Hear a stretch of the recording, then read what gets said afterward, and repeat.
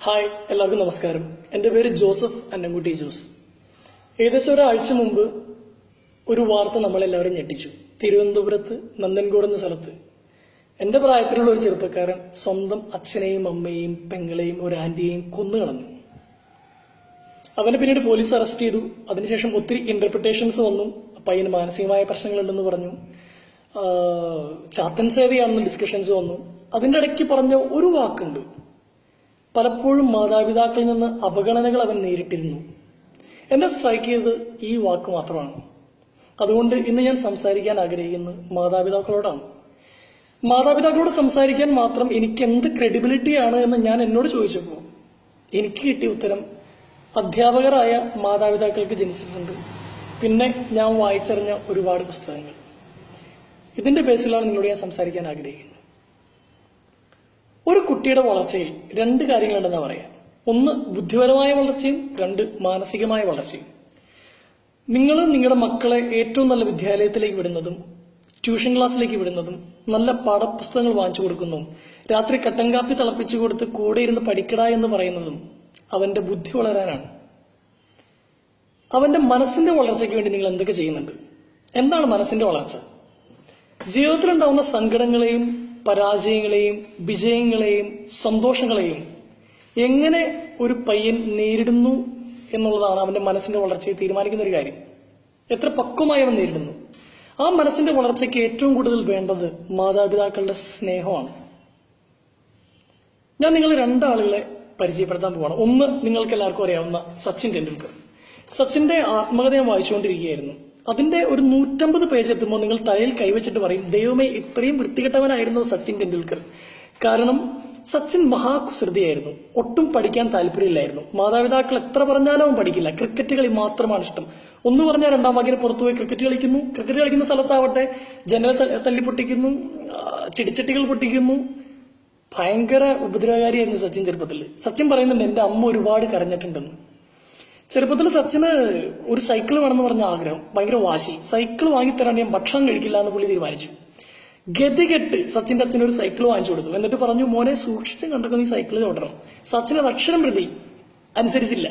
പുള്ളി വേഗത്തിൽ സൈക്കിളൊക്കെ ചവിട്ടി ഒരു ഉന്തുവണ്ടിമേ കൂടെ കയറി തലകുത്തി മറിഞ്ഞ് കൈ ഒടിഞ്ഞ് വീട്ടിലേക്ക് വന്നു. സങ്കടം കൊണ്ട് സച്ചിന്റെ അച്ഛൻ സച്ചിനെ വിളിച്ചു പറഞ്ഞു, മോനെ നീ എന്താണ് ഇങ്ങനെ പെരുമാറുന്നത്? എന്നിട്ട് സച്ചിന്റെ അച്ഛൻ പറഞ്ഞൊരു വാചകമുണ്ട്. അത് നിങ്ങൾ മാതാപിതാക്കൾ നിങ്ങളുടെ മക്കളെ ചേർത്ത് നിർത്തി പറയണമെന്ന് എനിക്ക് തോന്നുന്നു. സച്ചിന്റെ അച്ഛനെന്ന് പറഞ്ഞതാണ്, മോനെ സച്ചിൻ, ലോകത്ത് ഏതൊരു കാലത്തും സച്ചിൻ ടെണ്ടുൽക്കർ നല്ലൊരു ക്രിക്കറ്റ് കളിക്കാരനാണ് എന്ന് ലോകം പറഞ്ഞു കേൾക്കുന്നതിനേക്കാൾ അച്ഛനിഷ്ടം സച്ചിൻ നല്ലൊരു മനുഷ്യനാണെന്ന് ലോകം പറഞ്ഞു കേൾക്കുന്നതിലാണ്.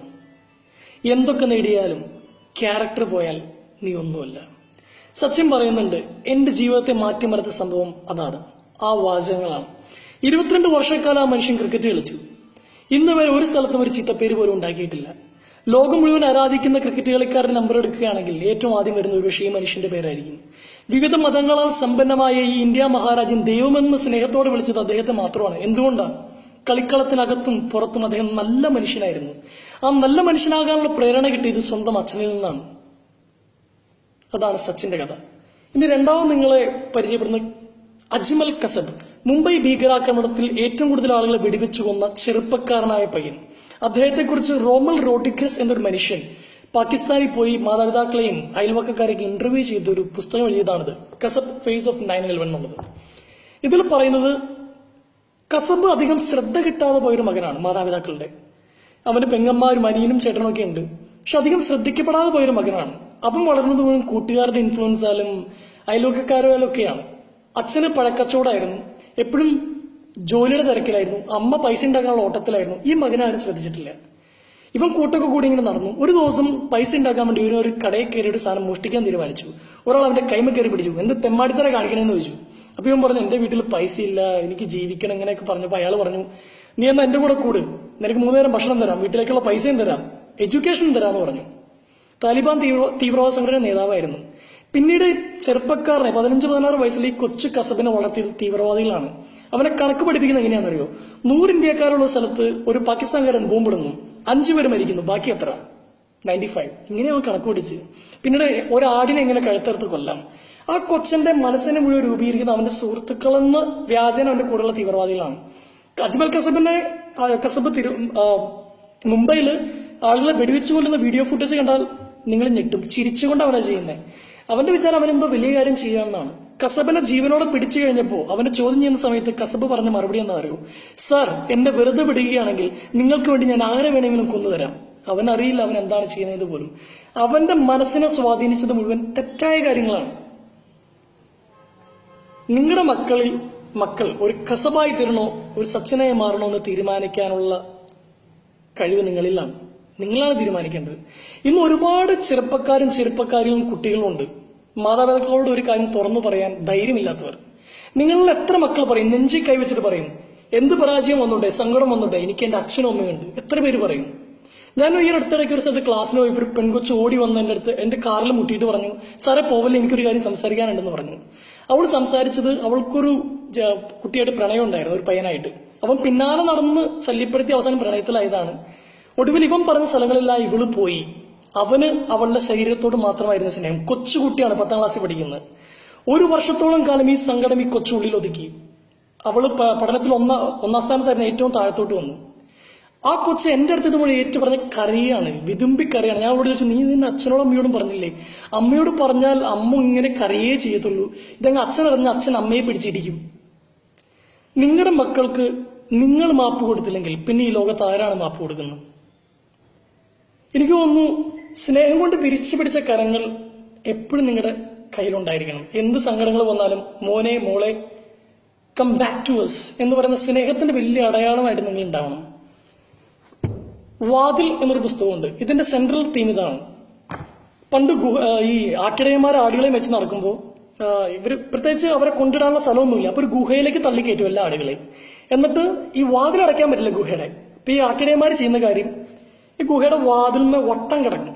ഈ വട്ടം കിടന്നുള്ള ഗുണം, ഈ ആടുകൾക്ക് പുറത്തെ ശബ്ദങ്ങളും ആകർഷങ്ങളൊക്കെ കേട്ട് പുറത്തു പോകണമെങ്കിൽ ഈ ആട്ടിടയെ ചവിട്ടാണ്ട് എഴുന്നേക്കാൻ പറ്റില്ല. പുറത്തുനിന്നൊരു സിംഹമോ പുലിയോ ആക്രമിക്കാൻ വരികയാണെങ്കിൽ ഈ ആട്ടിടയെ ചവിട്ടാണ്ട് എഴുന്നേക്കാൻ പറ്റില്ല. ആട്ടിടയൻ ഉണരും, ആടുകളെ പ്രൊട്ടക്ട് ചെയ്യും. എനിക്ക് തോന്നുന്നു ഒരു മാതാപിതാക്കളുടെ ഏറ്റവും വലിയ ഉത്തരവാദിത്വം എന്ന് പറയുന്നത് മക്കളുടെ മുമ്പിൽ സ്നേഹം കൊണ്ട് വട്ടം കിടക്കുക എന്നുള്ളതാണ്. ഒരുപക്ഷെ ജീവിതത്തിൽ പാളിപ്പോയാലും ഇടറിപ്പോയാലും അകന്നു പോന്നാലും തിരിച്ചു വരാൻ അവർക്കൊരു പ്രേരണയുണ്ടാവും. ഒരു തെറ്റിലേക്ക് കാലെടുത്ത് വെക്കുമ്പോൾ, ദൈവമേ, എന്റെ അപ്പനെ അമ്മയും അവരുടെ സ്നേഹത്തെ ചവിട്ടിയിട്ടാണല്ലോ ഞാൻ പോകുന്നത് എന്നൊരു ചിന്ത അവരുടെ മനസ്സിലുണ്ടാവും.